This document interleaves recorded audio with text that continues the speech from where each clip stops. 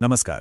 आज के इस चर्चा में हम 1942 के उस ऐतिहासिक क्विट इंडिया मूवमेंट यानी भारत छोड़ो आंदोलन पे नजर डालेंगे जिसने पूरे देश को हिलाकर रख दिया था।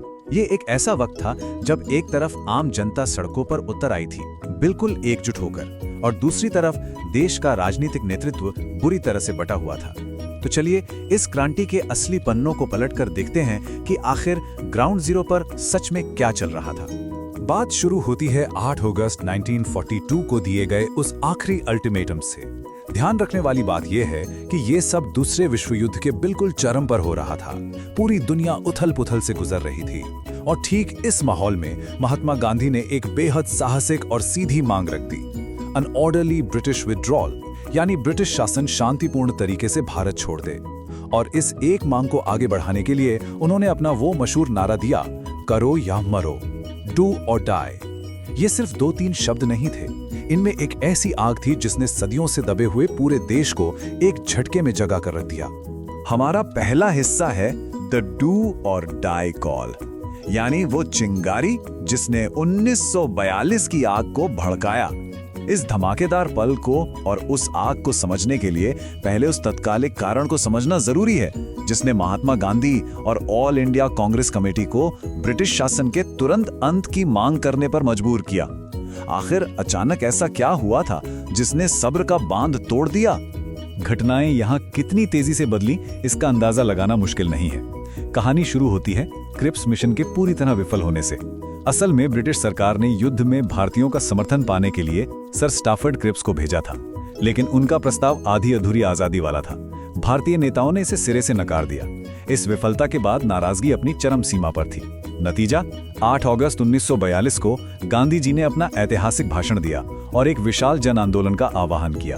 लेकिन सुनकर हैरानी होगी कि ब्रिटिश सरकार ने भी कितनी तेजी दिखाई। गांधी जी के भाषण खत्म होने के कुछ ही घंटों बाद आधी रात को पलटवार करते हुए सरकार ने इंडियन नेशनल कांग्रेस के लगभग पूरे शीर्ष नेतृत्व को बिना किसी ट्रायल के गिरफ्तार करके जेल में डाल दिया। सोचकर देखिए, एक पूरा आजादी का आंदोलन अचानक रातों रात बिना किसी नेता के रह गया था। अब आते हैं दूसरे पड़ाव पर, अ ग्रास रूट्स अपराइजिंग, जहां आम जनता ने कमान संभाल ली। जब सारे बड़े नेता गिरफ्तार हो गए तो क्या हुआ? सड़कों पर जनता ने आगे आकर बागडोर अपने हाथों में ले ली। ये आंदोलन अब समाज के अलग अलग हिस्सों के जुड़ाव की एक विशाल पर नेतृत्वहीन लहर में बदल चुका था। गिरफ्तार किए गए नेताओं के पीछे जो खालीपन छूटा, उसे भरने के लिए समाज का लगभग हर एक वर्ग आगे आ गया। ये सच में अद्भुत था। युवा और खास तौर पे स्कूल कॉलेज के छात्र सबसे आगे रहे। उन्होंने अपनी पढ़ाई छोड़कर आजादी की लड़ाई को चुना। फैक्ट्री मजदूरों ने बड़े पैमाने पर हड़तालें की और सरकार के कठोर दमन का डटकर सामना किया। किसान इस आंदोलन के बिल्कुल केंद्र में थे, जिन्होंने थानों और तहसीलों पर सीधे हमले किए। और सबसे हैरान करने वाली बात क्या थी? कुछ जमींदारों ने भी अपने किसानों के शाने से शाना मिलाकर इसमें हिस्सा लिया। यही नहीं, ब्रिटिश सरकार के लिए सबसे बड़ा झटका ये था कि पुलिस और प्रशासन के निचले स्तर के सरकारी कर्मचारियों की वफादारी भी हिल गई थी और उन्होंने छिपे तौर पर इस आंदोलन का साथ दिया। और इस पूरी कहानी में महिलाओं की भागीदारी का जिक्र करना बेहद जरूरी है। जब ज्यादातर पुरुष नेता जेल की सलाहों के पीछे थे, तब विशेष रूप से स्कूल और कॉलेज की लड़कियों ने सक्रिय रूप से आगे आकर जिम्मेदारी संभाली। अरुणा आसफ अली, सुचेता कृपलानी और उषा मेहता जैसी शख्सियतों ने न सिर्फ इसमें हिस्सा लिया, बल्कि आगे बढ़कर एक लीडिंग भूमिका निभाई। उषा मेहता जी ने तो एक गुप्त अंडरग्राउंड रेडियो स्टेशन भी चलाया, जिसने पूरे देश में इस आंदोलन की आग को बुझने ही नहीं दिया।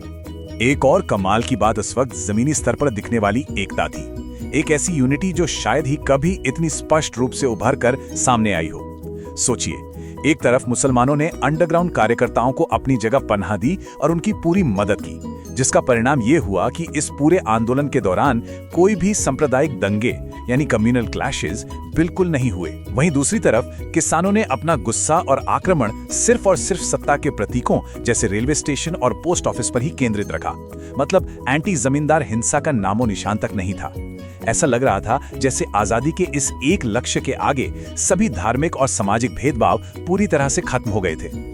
लेकिन अब आते हैं हमारे तीसरे हिस्से पर, ए डिवाइडेड पॉलिटिकल फ्रंट। यहाँ थोड़ा ध्यान दीजिएगा, क्योंकि सड़कों के इस जोश से हटकर जब हम ऊपरी राजनीतिक परिदृश्य पर नजर डालते हैं तो एक बिल्कुल अलग ही सच्चाई देखने को मिलती है। एकजुट जनता और दूसरी तरफ गहरी तरह से बढ़ते हुए राजनीतिक नेतृत्व के बीच का ये अंतर वाकई चौंकाने वाला था। दरअसल उस समय भारत में अलग अलग विरोधी गुटों का एक जटिल जाल बन चुका था।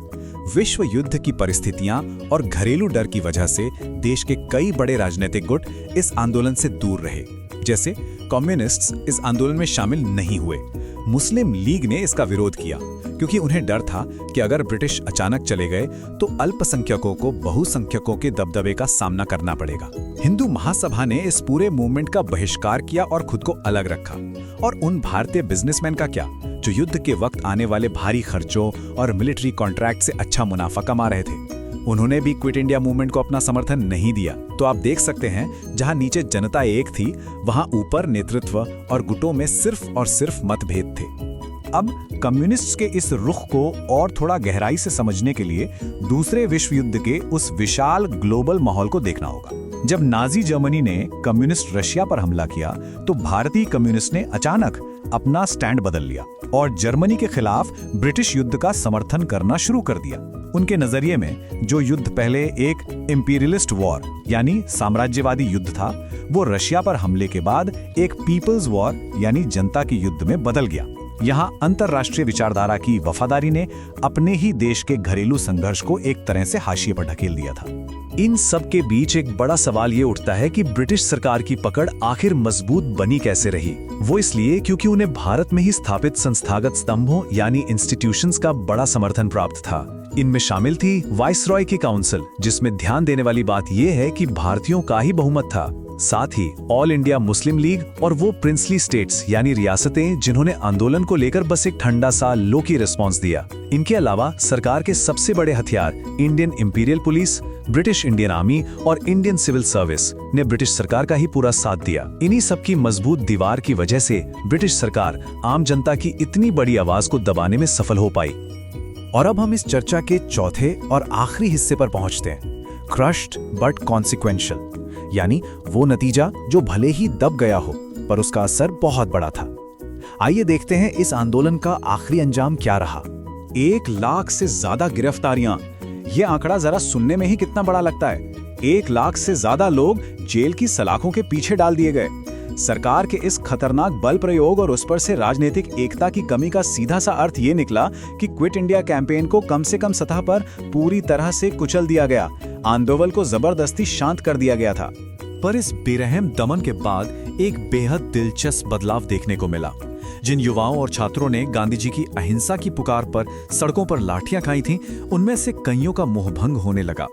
उनका ध्यान अब शांति से हटकर सुभाष चंद्र बोस की तरफ जाने लगा था। बोस उस वक्त निर्वासन में थे और आजाद हिंद फौज के माध्यम से एक्सिस पावर्स का समर्थन कर रहे थे।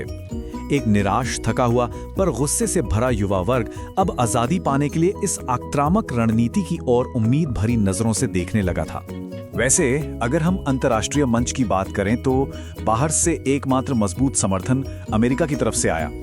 US president Franklin D Roosevelt ने यूके के प्राइम मिनिस्टर विंस्टन चर्चिल पर दबाव डाला कि वो भारतीय मांगों को लेकर कुछ नरमी बरतें। लेकिन चर्चिल का रवैया बिल्कुल सख्त और अड़ियल था। उन्होंने किसी भी तरह की तत्काल आजादी देने से साफ इनकार कर दिया और यही कहा कि ऐसी किसी भी बात पर विचार सिर्फ युद्ध खत्म होने के बाद ही होगा, उससे पहले बिल्कुल नहीं। आज का ये विश्लेषण हम एक बेहद अहम और सोचने पर मजबूर कर देने वाले सवाल के साथ खत्म करते हैं। अगर भारत छोड़ो आंदोलन को हजारों गिरफ्तारियों और राजनीतिक भेदभाव के कारण पूरी तरह से कुचल ही दिया गया था, तो आखिर आम जनता के इस विशाल विरोध की लहर ने युद्ध के बाद ब्रिटिश शासन की विदाई की टाइमलाइन को इतनी गहराई से कैसे बदल दिया?